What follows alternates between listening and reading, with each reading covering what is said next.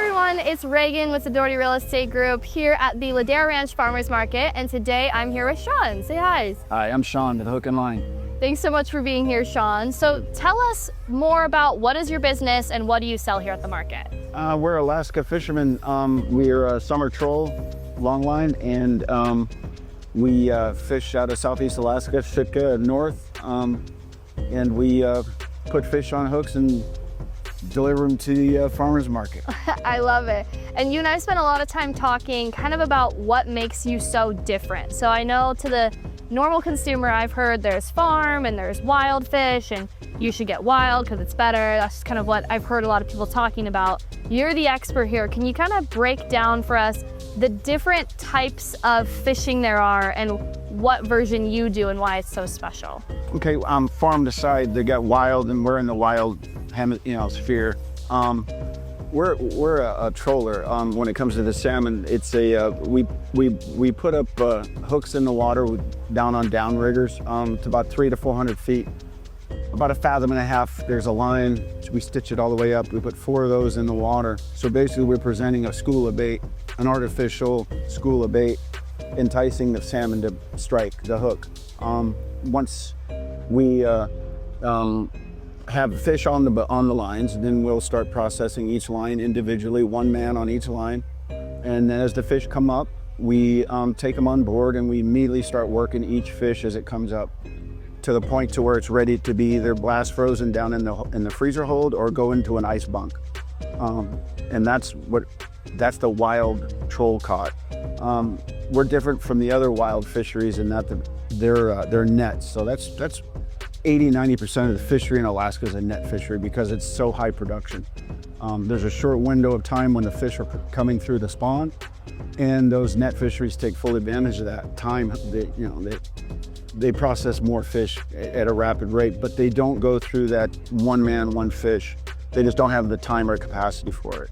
So the net fisheries are really, it's a good product. It's a wild product, but it just doesn't have the same care as a troll caught fish. So when it comes to wild, there's basically two categories. There's the net fisheries and then there's the troll fisheries. In Southeast Alaska is where you'll find the trollers. That's the only place you'll find trollers in Alaska. Bristol Bay, which is a big sockeye net fishery, it's just not a troll area, mainly because we're fishing in deeper water. I mean, our typical drag is, like I said, 400 feet or 50 fathoms drag. There's still 1,000 foot of bottom. There's 1,000 foot between our last hook and the bottom of the ocean. So we're fishing the continental shelf basically. And that's where the salmon are coming in from the ocean pasture. They're coming in to spawn, but we're intercepting them in their feeding cycle.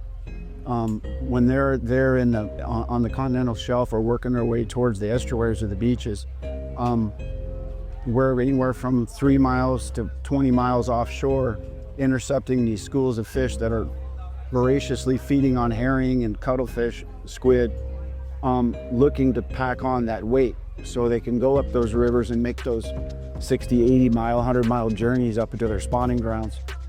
So the difference really between the troll caught and the net caught is we're catching them in their feeding cycle. And that's all they're doing. They're not thinking about the spawn. All they want to do is they'll go from a 5-pound coho in July 1st on the opener, could be anywhere from 8 to 10 pounds come late August. I mean, they've doubled in weight, and they've done that by feeding. They're feeding out on the ocean, out in the continent, out in the ocean where the trollers are at. Then they'll make their move into the estuaries or into the river systems, and then they start morphing back into a freshwater fish. And when they start their morphing process, the fish is actually changing for hormones. They stop eating. They're using that fat that where we were at to live off of. And then they'll make their run up for the spawn. And that's where you'll find the net fisheries. So it's wild. I'm a proponent of wild fish. But if you haven't tried a troll caught, specifically ask your grocer or find online fishermen like myself that are selling online or at these markets, and it's a hook and line fishery or troll caught salmon, and you just won't get any better because it's the time we put on it and where we were doing it at. Yeah, and you were explaining to me and showing me videos where you guys are looking at every fish that comes in the line and deciding, is this fish too old? Would this be a good fish? Is this the right type? So it's a really hands-on process where you are touching every single fish and deciding if it's good enough for your customers or not. And the net you were mentioning just gets whatever's in the net. Yeah. Type of fish. Yeah, when the fish goes into a net fishery, a gill net or a purse seine, it's typically going to die in the net. It's going to die in the net from the hull, or in the gill net, they actually drown in the net because it suffocates the fish. And then there's no way to selectively call out that. Right. Where we're going to take them, I mean, we could see them come up on a hook. Typically, they're not mortally hooked. We will put them down if they're deep hooked because we just can't keep the fish. So we'll put them down, unhook them, and let them go. But that's not a typical situation. Right. Usually it's a juvenile more than it is a bycatch, because a lot of the bycatch will keep the rockfish or the lingcod, which we saw here. As long as they're legal to size and healthy, we'll harvesting.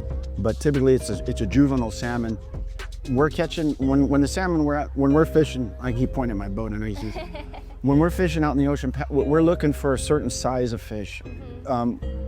It's either, we don't want it too young, which is too small to harvest. It's just not productive.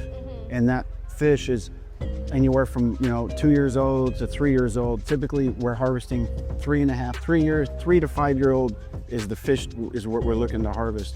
Anything, let me just explain this. When the fish are born in the freshwater, they go out to ocean pasture as fry.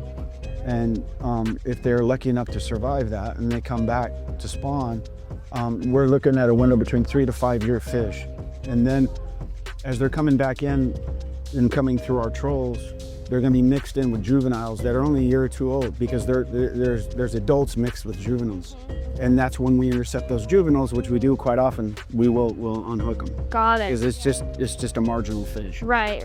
And you were also saying to me, you like to not keep the fish stressed or get them out of stress. Yeah. Can you explain I'd never heard that before. How does that impact the taste of the fish? Yeah, it's just like even a farm animal. When you go to process an animal, a fish or deer, when you go to, it's about putting that fish down.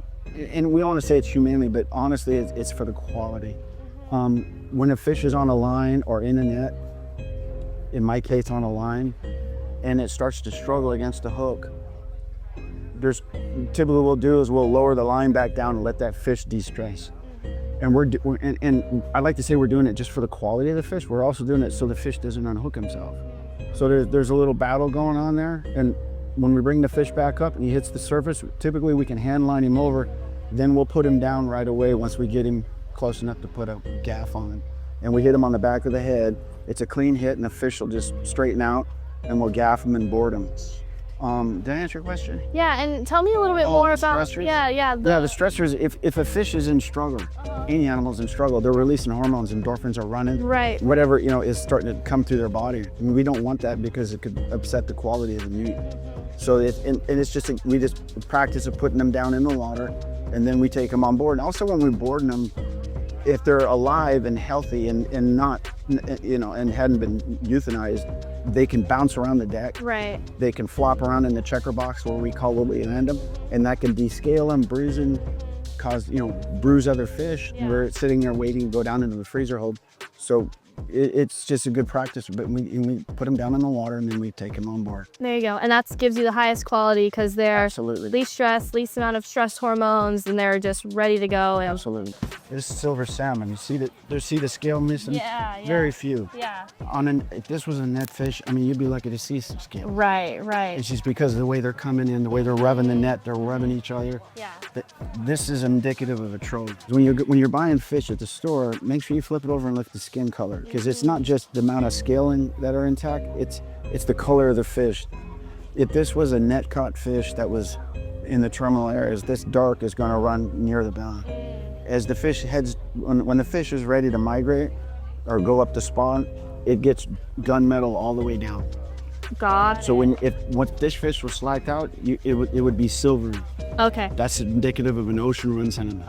It means it was caught in the ocean. Very cool. So what else do you want people watching this to know about your business here, what you guys sell, so that they'll come on down and chat some more and buy some fish? Well, if you want the best fish that Alaska has to offer. You can get it from me, which I do recommend. It's a troll caught fish. Eat wild. If you're going to eat wild, eat the best, and that's going to be a troll caught salmon. Very nice. And where else can people find you besides here at Ladera? Westlake Village. We just opened up in Yorba Linda. Laguna Beach, Laguna Niguel. All the desert from La Quinta, Palm Springs, Joshua Tree, Indian Wells, Rancho Mirage, and Borrego Springs. Everywhere. And you also have a website as well, right? Yeah, we're building a website. It's almost done. It's another delay. It's supposed to be done at the end of the month, and then you can either order online and pick up here at the farmers markets, or you can ship anywhere continental United States. Amazing. Well, thank you so much, Sean. Yeah. I'm so grateful to be educated on all the different types of fish here and what you guys do especially. And thank you guys so much for watching, and we'll see you guys next time. Bye.